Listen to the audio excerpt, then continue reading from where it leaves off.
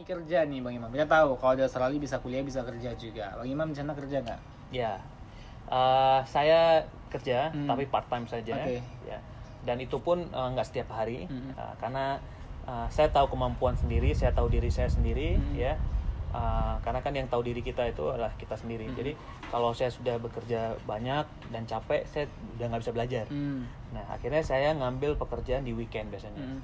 Weekend, kalau kan weekend kosong ya, daripada tiduran segala macam, akhirnya saya ngambil pekerjaan yang casual aja. Seperti kalau di Australia itu banyak pekerjaan casual. Yang Bang Imam jalani apa Kalau aja? saya seperti cleaning misalnya, Cleaning. ya, kerja di stadion. Tapi beda ya, misalnya itu bukan hal yang memalukan sebagai di sana ya, dengan alat lengkap segala macam. Orang juga menghargai kan? Ya, semua di sana itu asal kita mau dan kita nggak gengsi, kita mudah dapat pekerjaan.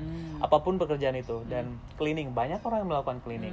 Ya, bukan cuma saya, mahasiswa lain juga cukup banyak. Bahkan ada yang mereka sudah punya jabatan di Indonesia, tapi mereka mau melakukan itu.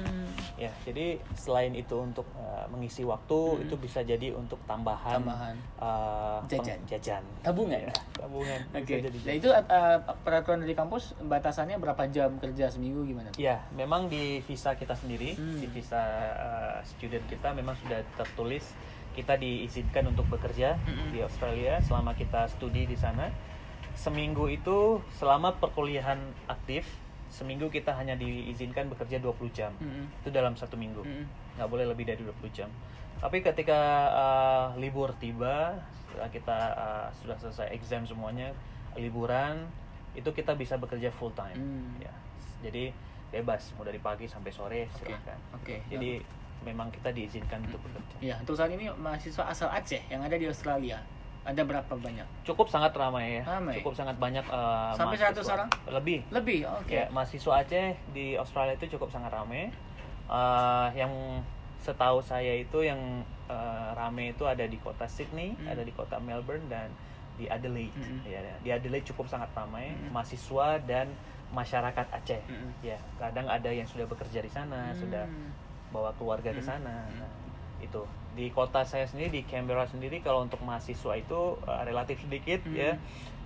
Bisa dibilang cuma 5 orang. Tapi ada ketemu ngumpul. Ya, kita ketemu, masak bareng, ya, ngobrol bahasa Aceh. Itu kan bahasa itu jadi hal yang jadi juga ngomong bahasa daerah di luar negeri. Ketika ada momen-momen kita pasti kumpul, seperti halnya ketika mau lebaran, kita pasti kumpul masak kuah belangeng. Ya, ketika lebaran pun kita makan lontong, sudah ada base camp-nya sendiri-sendiri.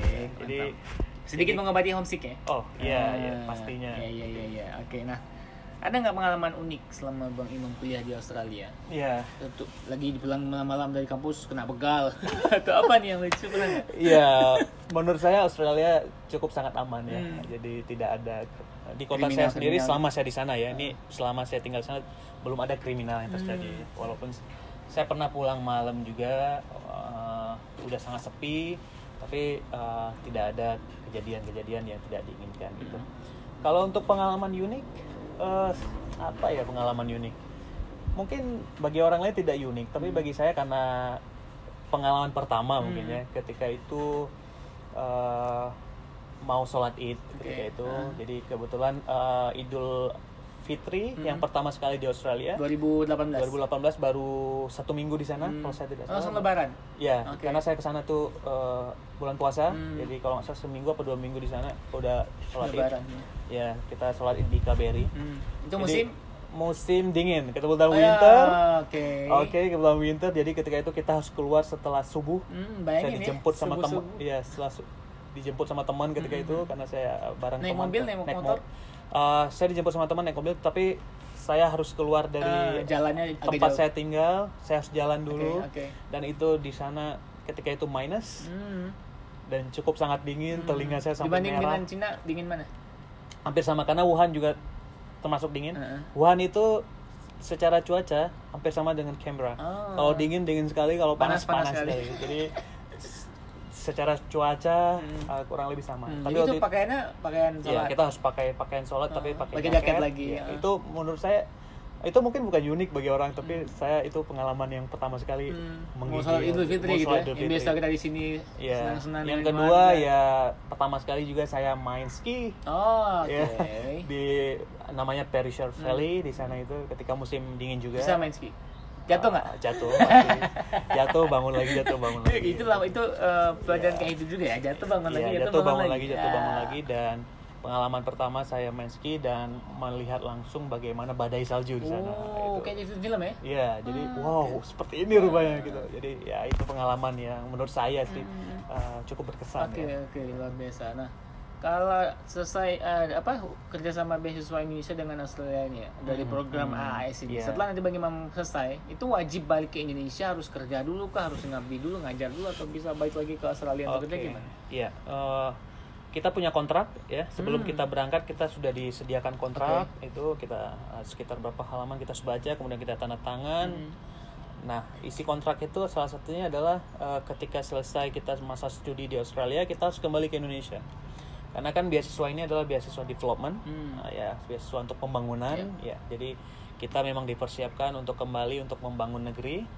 Jadi kita diwajibkan untuk kembali dulu ke Indonesia. Masalah pekerjaan, kita bebas mau bekerja di mana. Tidak ada peraturan atau terikat kontrak kita harus kerja di pemerintahan, kita harus kerja di sini, di perusahaan Australia segala macam, tidak. Kita bebas mau berkarir di mana, mau berkontribusi di bidang apa, terserah kita. Nah, bagi yang non PNS seperti saya, jadi kategori private, kita kembali dan mengabdi minimal 2 tahun sebelum kita bisa kembali ke Australia dengan beasiswa yang sama. Misal kita mau lanjut PhD, saya misalnya setelah S2 saya mau lanjut PhD, saya harus kerja dulu di Indonesia di bidang pendidikan. Bebas. Yang penting di Indonesia. Yang penting di Indonesia. Nanti saya kembali. Oke. Dan kalau mau lanjut S3 harus ada buktinya ya kalau kita udah kerja. Ya, karena kan data kita sudah ter-record. Ya kan? Data sudah ter-record. Memang sudah ada peraturan seperti itu. Setelah 2 tahun kalau kita mau PhD, kita baru bisa daftar AS lagi. Itu bagi yang non PNS. Sedangkan bagi yang PNS ada istilahnya 2+1. 2+1 itu artinya 2 kali masa studi master plus 1 tahun. Jadi 5 tahun. Mereka harus menunggu 5 tahun untuk bisa kembali ke Australia dengan beasiswa yang sama. Jadi itu bagi yang PNS. Itu ada memang mereka isi kontraknya seperti itu. Enggak ini ya, memang betul-betul development. Setelah belajar di sana, kembali ke Indonesia memberikan ilmu yang dapatkan di Australia. Oke, ya. Makanya kita sebelum selesai itu kayak sebulan sebelum wisuda atau sebulan sebelum selesai kita sudah wanti-wanti, sudah di email. Kamu akan segera pulang, jangan lupa arrange tiket pesawatnya, segala macam. Memang kita sudah di wanti-wanti. Memang wajib pulang. Baik. Nah, mungkin yang terakhir nih Bang Imam, harapan Bang Imam untuk teman-teman apa nih? Harus mengikuti jejak Bang Imam atau gimana? Ya, bagi teman-teman yang punya niat punya niat yang kuat untuk kuliah ke luar negeri ya, diperjuangkan ya. Kalau sudah punya keinginan, jangan cuma disimpan, harus ada actionnya. Usahanya benar-benar, jangan cuma impi aku pengen ke Australia tapi nggak ada usaha. Ya, jangan cuma dreaming saja ya, tapi harus ada action, take action, step by step. Misalnya dari langkah apa, memperbaiki bahasa dulu, meningkatkan bahasa, kemudian teman-teman harus rajin mencari informasi, beasiswa dari negara tujuannya sendiri, misalnya mau ke UK, mau ke mana saja.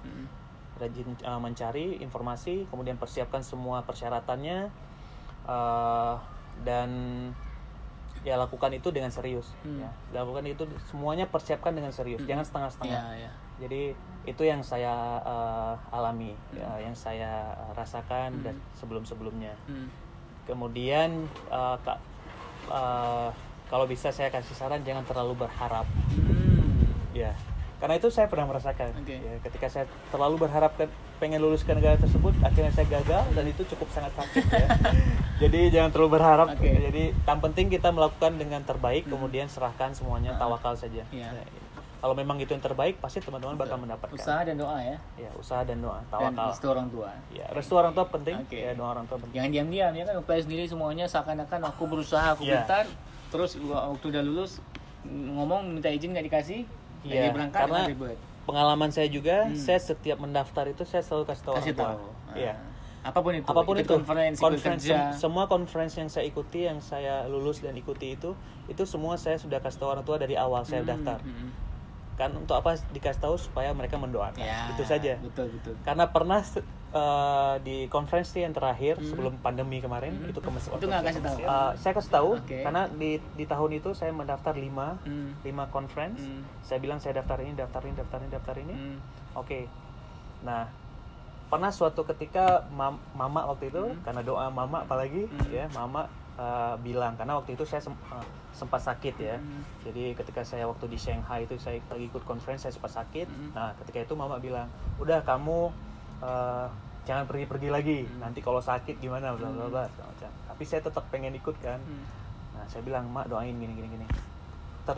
Terucap dari mama saya itu adalah kamu jangan pergi-pergi lagi ya. Jangan pergi-pergi lagi. Nggak usah ikut-ikut nih lagi. Gitu. Waktu itu yang pertama gagal, keluar pengumuman gagal, yang kedua gagal, yang ketiga gagal. Mama saya selalu bilang gitu. Jangan pergi-pergi lagi. Jangan pergi-pergi lagi. Akhirnya tinggal 2. Yang Mesir dan waktu itu ke Jepang. 2. Saya mulai gelisah. Waduh, ini kalau nggak mama ngomong nih. Kayaknya kalau nggak lulus 2, saya nggak berangkat kemana-mana nih. Masa satu pun nggak ada yang lulus. Akhirnya saya telepon, saya ngomong baik-baik. Mak, gantilah doa. Gantilah doa. Iya. Insya Allah nggak apa-apa gitu kan. Yang penting doain aja lulus yang mana yang terbaik, mau Jepang mau Mesir, karena tinggal ini 2 gitu. Doain aja supaya sehat segala macam gitu. Akhirnya kata mama, ya mama doain. Oke, akhirnya nggak lama, kalau saya 1 minggu atau 2 minggu setelah itu lulus Mesir. Saya keluar pengumuman Mesir dan alhamdulillah lulus Mesir. Luar biasa terbukti Ya, doa orang jadi tua. di situ saya merasa memang doa orang tua itu luar biasa. Padahal mereka cuma mengucapkan kamu jangan pergi kemana-mana. Kan nggak ada yang lulus. Betul. Sama sih pengalaman saya gitu juga waktu dulu yang S2 ke Cina, S3 ke Cina saya juga bilang, "Mak, doain semoga dengan niat tertentu ya, kayak misalnya S2 saya pengen ngapain, S3 pengen ngapain jadi beasiswa." Ternyata ya memang itu doa orang tua betul-betul ijabah, luar biasa. Iya, teman-teman usaha, berdoa dan ya minta doa sama orang tua. Itu paling penting. Betul. Jadi jangan putus asa ya. Jangan pernah putus asa. Gagal sekali, coba lagi. Gagal sekali, coba 5 kali. Gagal 5 kali, 10 kali. Betul, itu dia. Ini karena yang sudah pengalaman ya. Bukan karena kita tidak pernah tahu di percobaan keberapa kita akan berhasil. lulus ya. Kita sudah mencoba 7 kali, kemudian kita give up. Siapa tahu di yang ke-8 kita lulus. Iya, betul, luar biasa. Baik, terima kasih banyak Bang Imam, sharingnya luar biasa. Mungkin bisa menjadi inspirasi bagi teman-teman semuanya yang pengen kuliah ke luar negeri. Ya, mungkin kalau pengen kontak langsung dengan Bang Imam nanti bisa follow Instagramnya, kita akan sertakan di bawah. Ya, tetap semangat Bang Gapai impian apapun itu, jangan pernah patah semangat. Tetap mencoba terus ya. Oke, sekian sharing kita kali ini. Wassalamualaikum warahmatullahi wabarakatuh. Waalaikumsalam warahmatullahi wabarakatuh.